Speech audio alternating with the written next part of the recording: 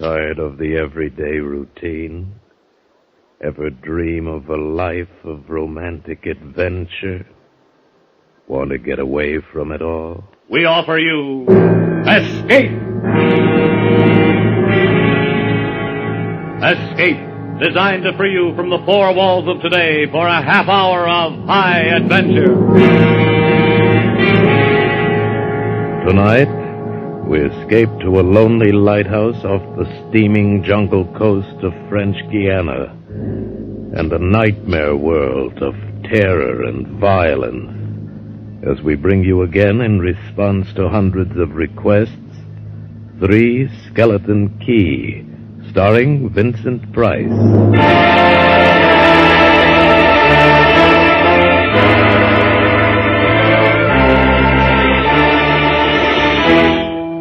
Picture this place. A gray tapering cylinder welded by iron rods and concrete to the key itself. A bare black rock, 150 feet long, maybe 40 wide. That's at low tide. At high tide, just the lighthouse, rising 110 feet straight up out of the ocean. And all about it, the churning water, gray-green, scum-dappled, warm as soup, and swarming with gigantic bat-like devilfish, great violet schools of Portuguese man-o'-war, and yes, sharks, the big ones, the 15-footers. And as if this weren't enough, there was a hot, dank, rotten-smelling wind that came at us day and night off the jungle swamps of the mainland. A wind that smelled like death. A wind that had smelled the slow and frightful death that came one night to this bare black rock. Set in the base of the light was a watertight bronze door, and in you went, and up. Yes, up and round, past the tanks of oil and the coils of rope, casks of wicks, racks of lanterns, sacks of spuds and cartons and cans, and up, round and round.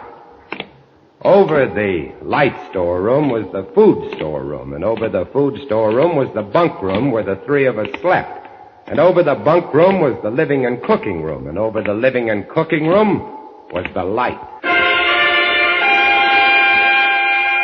She was a beauty, big steel and bronze baby with the sun gleaming through the glass walls all about, bouncing blinding little beams off the big shining reflectors, glittering and refracting through her lenses. The whole gigantic bulk of her balanced like a ballerina on the glistening steel axle of her rotary mechanism. She was a sweetheart of a light. And at night she'd lie there on the stone deck of the gallery with her revolving smoothly and quietly over your head, easing her bright white eye 360 degrees around the horizon. You'd lie there watching to see that the feeders kept working, that everything ran right. And it wouldn't be bad, the other two fellows snoring in their sacks 2 levels down. You'd smoke your pipe to kill the stink of the wind, and it wouldn't be bad.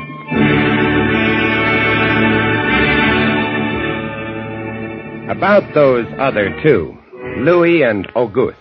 What a pair. Louis, he was head man, was a big fellow from the Basque country, black beard, little hard black eyes, and a pair of arms that I tell you, those arms were as big around as my legs. Yes, head man he was, and what word he let go was law. A silent fellow, and although I spent my first 2 weeks trying to strike up a real conversation, the most I could ever get out of him was... John, I took up this profession because I don't like people. They want to talk too much. It's quiet work, light tending. Let's keep it that way. You're getting to be as bad as Auguste. I thought maybe for once they'd send me somebody who That could keep was his Louis. mouth shut. When he accused me of becoming like Auguste, I quieted down, because Auguste was the talkingest man I'd ever met. The talkingest and the ugliest. He was hunchbacked, stood 4 feet high, had red hair and big blue eyes. It seems he'd been an actor in Paris. Yes, indeed. Played in over 200 different productions, dear boy, at the Grand Guignol. Oh, but it was monstrous horrible, the way we used to scare the audiences. I was hated. Yes, they used to throw things and hiss and bare their teeth at me. Finally, it got too bad. I couldn't stand it any longer. I gave up the theater. My nerves, you understand. Yes, gave it up completely. I really did. Couldn't stand it any longer.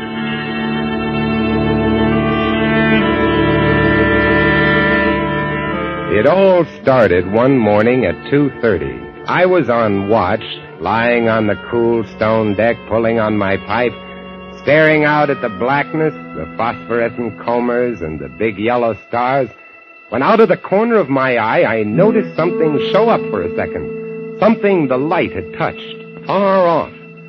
I waited for her to come around again, and when she did, there it was.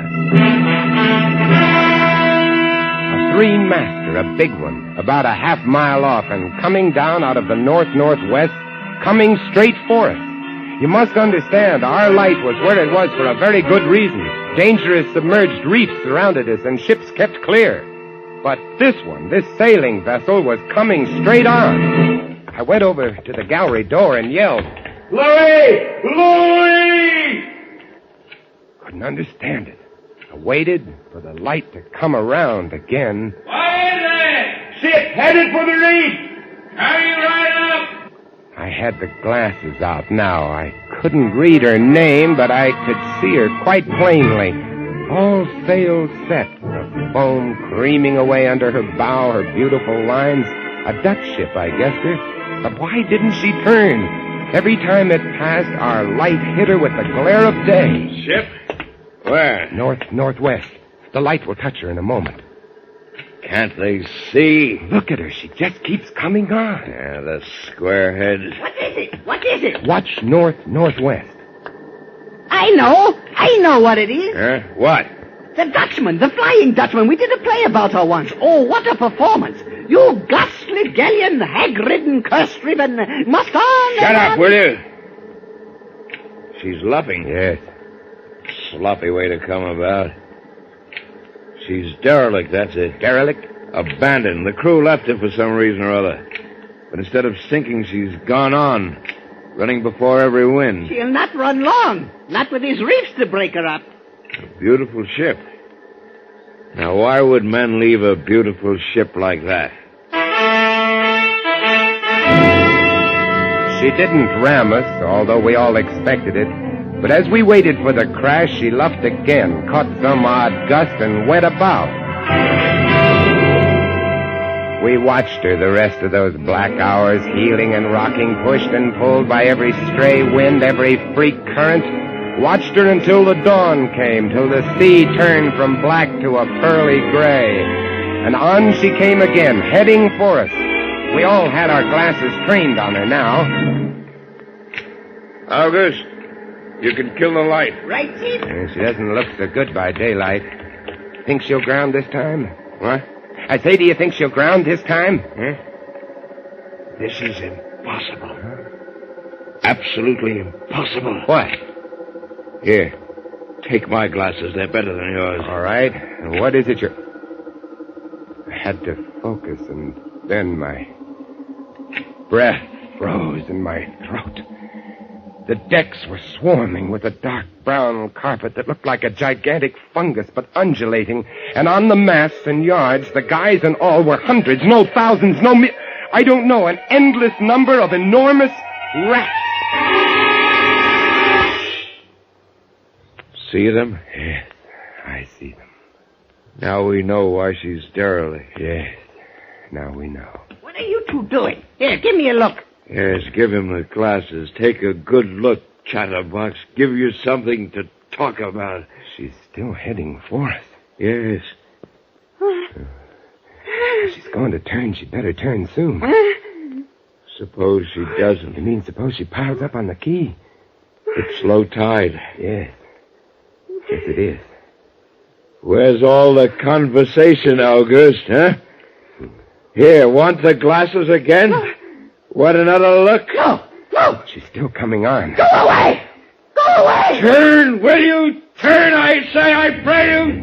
Turn! She's climbing up. The rats. Look, on the water.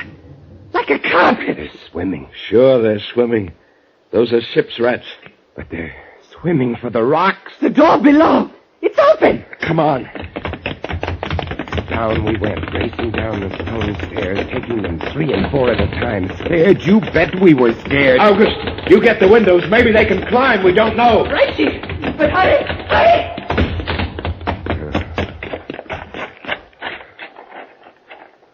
Look. See them? No. Oh, yes, I do. Up at the other end of the rock. Look at them. Millions. They smell us. Here they come. Close the door. Can't. Here. Let me. Oh, move. You move. Heave. Made it. Holy. That was close. One got in. Look, there. Get him! He's kicking. He was as big as a tomcat, bigger. And his eyes were wild and red, his teeth long and sharp and yellow. He went for us, starving, ravenous, and we fought him, fought that one rat all over the room. It was, oh, believe me, I do not exaggerate, it was like fighting a panther. Got him. We better get aloft. As we ran up the winding staircase, we passed the tiny windows of the various levels, and at every one was a thick, wriggling, screaming curtain of brown fur.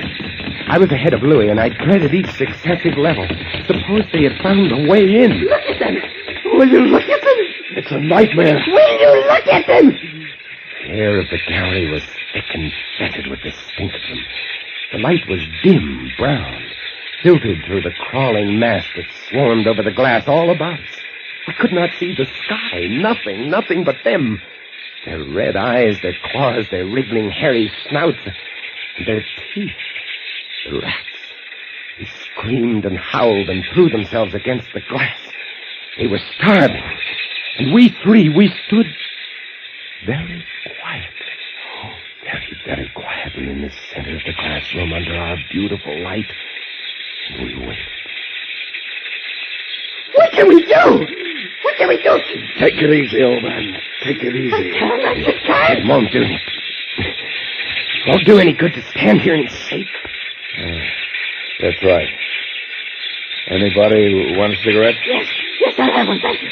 Good boy. We've got to keep calm about this thing. Here's a light. They don't like the fire, do they? Guess not. Give me another match. You don't like that much, do you? Don't rile them, August. Give me some more matches. I'll strike them and strike them and strike them until they get scared and go away. They won't go away. Not until... Let me see, Chief. Not until what? Not until they've been fed.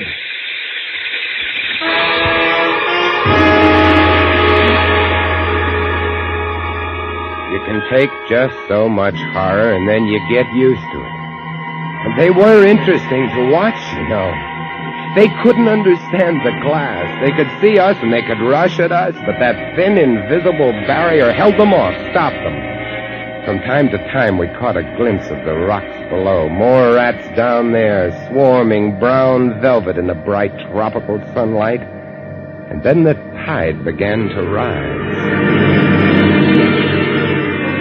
If only it had drowned some of them. Ship's rats don't drown.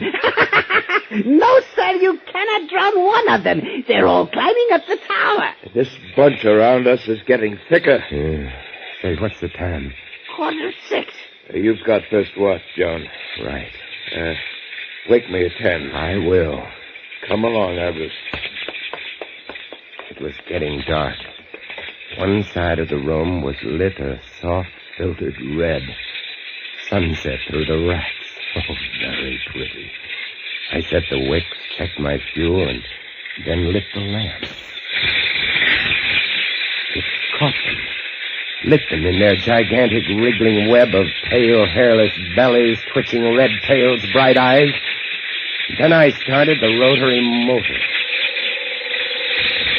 Her light drove them mad as she swung slowly and smoothly about. She blinded them in the fierce stabbing bar of light, moving continually about, of a turning, of a touching, of a moving around and around, and they twisting and shuddering, eyes flaming when they were struck by the light. The bright light moving, and behind on the dark side of the room, so close, I dared not turn my back, but you cannot help turning your back when you're in a room made of glass. On the dark side of the room, you could not see them, but only their eyes. Thousands of points of blank red light, blinking and twinkling like the stars of hell.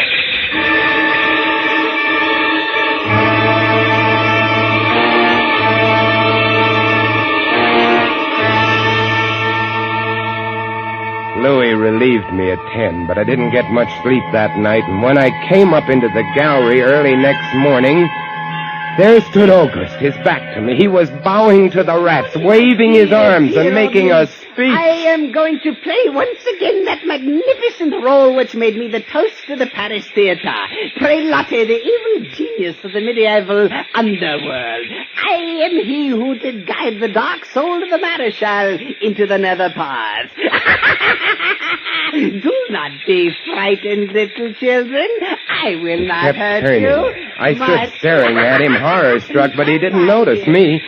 The man had gone mad. He kept turning, telling his stories to all the rats, leaving no one out. August! August! Another one. A latecomer. Take a seat on the aisle, dear patron. August, move over there. Stop it. Let the gentleman be But seated. he didn't stop. Come. He went on, bowing and scraping to the rats, his big blue eyes rolling and winking, his wild red hair waving about him. I grabbed him by the arm and slapped his face. He looked at me like a child. And then his face screwed up. He looked as though he were about to cry. Go below, go on. Oh, very well then. Later, my dear audience, later. Matinee today. Sure, he was crazy. But I guess we all were. A few hours later, he came back up and caught Louis and me teasing the rats. Yes, sounds horrible. It was fun. We could get right up against the glass and make faces at them. It drove them crazy. They would scratch away trying to get at our eyes. Louis was even cuter about it. He'd pull a piece of bread out of his pocket and press it against the glass. The rats would scramble into a solid ball, biting each other, clustering like grapes. From time to time, a whole knot of them would slip and fall 110 feet to the surf below. Look at the sharks! They're eating them. Yeah, the sharks are our friends. Here, I'll get another bunch together. Here, my beauty. That's it. Pile up. Kill each other. There they go! Auguste joined in, too. Oh, very ingenious Auguste. He learned that if he spread-eagled himself against the glass, they'd bunch and bundle against his figure. Then he'd leap back. Look!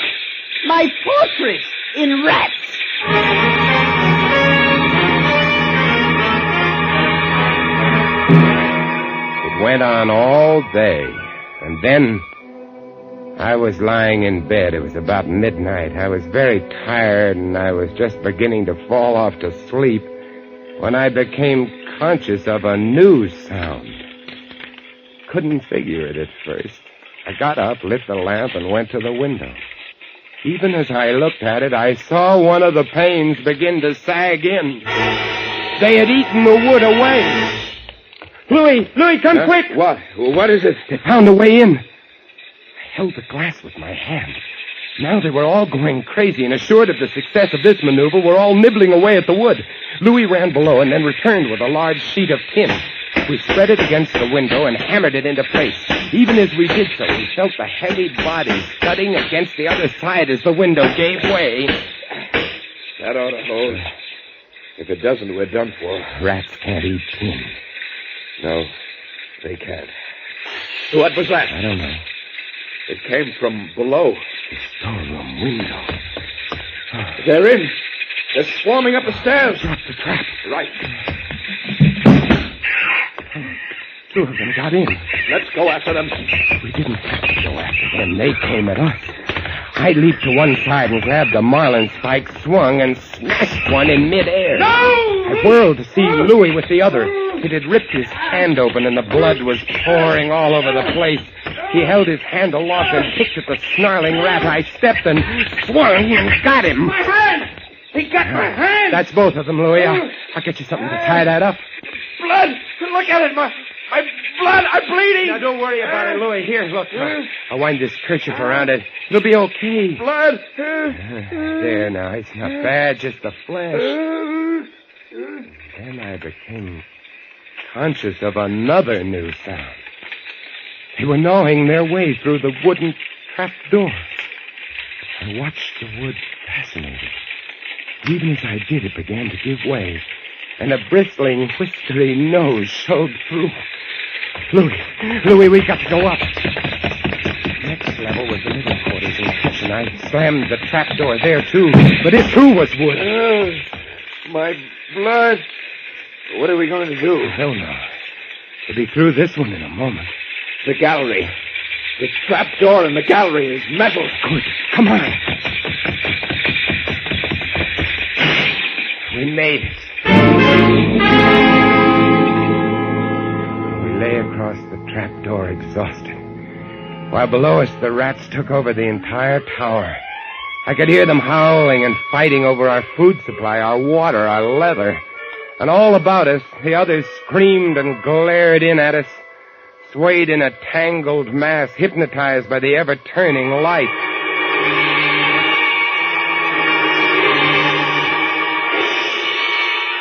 By morning, the air in the little room was horrible. Until now, we'd been getting air from the tower below. Now that was sealed off, and so was all our food and water.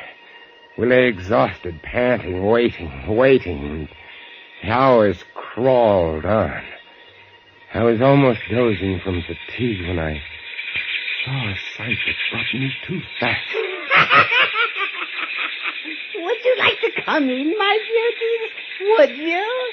I hold the powers of life and death, and I can let you in, you know. August was standing by the glass, and in one hand he held a wrench. He was tapping the glass gently, not quite hard enough to break it. I eased myself to my feet and very slowly, tiptoed toward him. All I have to do is tap just a little harder. I found a coil of wire in the toolkit, and I trussed him up, fastened him to a stanchion in the center of the room. Louis was of no help. He lay on his side, looking at his bloody hand, weak and sick as a baby.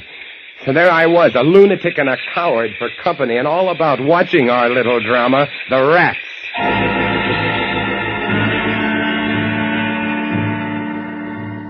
The day dragged by. The supply boat wasn't due for another 12 days. I don't know what they could have done if they had come. We had only one way of summoning them, and that was to shoot off distress rockets, but the rockets were 4 floors below. And even if they'd been right there in the gallery, I couldn't have opened a window to fire them. That night I tended the light, but its flame was devouring our oxygen.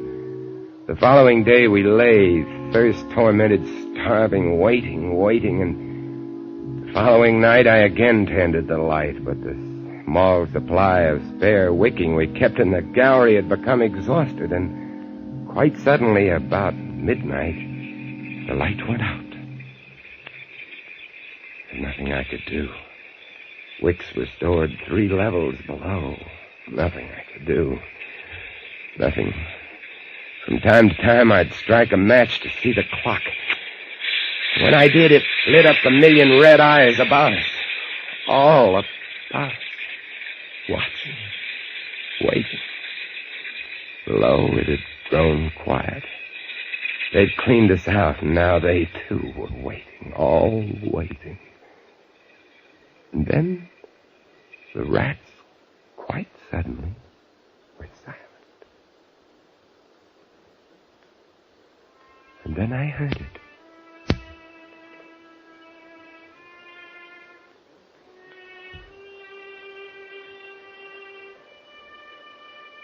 And then I saw the sky and the stars. The rats were gone. I went to the glass. Out there on the water, a small freighter, a banana boat, showing a few lights, came softly and innocently at us. The light was out. They didn't know. I wanted to open the windows to call out to them, to warn them somehow, but I was afraid. What if the rats were hiding from me, tricking me? So I waited. She grounded very softly on a reef not 200 yards from the quay. Grounded so gently that the man playing the cornet, was he a passenger or crewman off watch, didn't even stop playing. They tried washing her back off.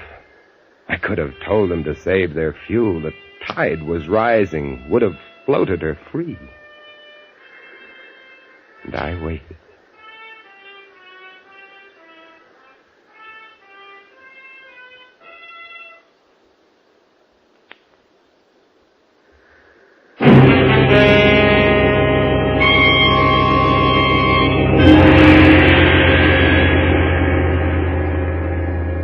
That's all.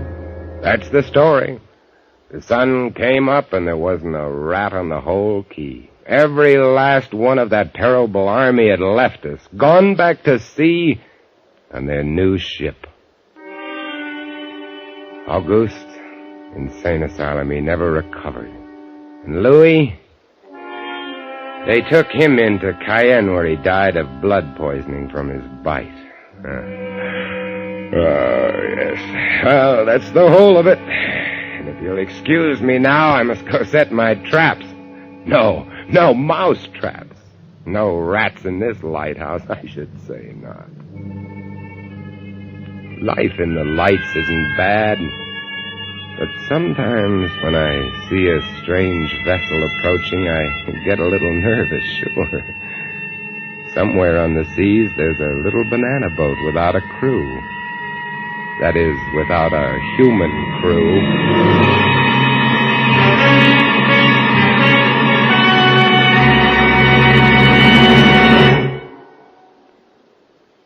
Escape is produced and directed by William N. Robeson.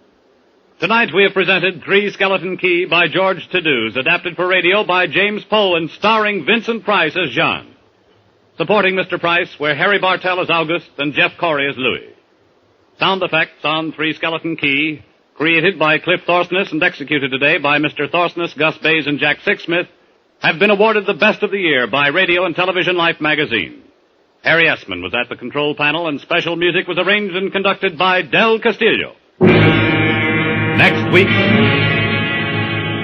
you are swimming for your life in the dangerous waters off the Florida Gulf Coast, about to be smashed by a launch carrying a vicious criminal who must kill you or die himself. And on shore, 500 yards away, the police are waiting to arrest you for murder, and there can be no escape. Next week, we escape with an exciting tale of temptation and death on the Gulf Coast of Florida, as John and Gwen Bagney tell it in Danger at Matagumba. Goodbye, then, until this same time next week, when once again we offer you Escape. A patch of weeds, a boxer's biography, and a mild, lukewarm bath. They're all clues that lead the police of Jackson, Michigan, to a killer in the gangbuster story on CBS this Saturday night. It's the case of the double push, to be heard on most of these same CBS stations this Saturday night. This is CBS, the Columbia Broadcasting System.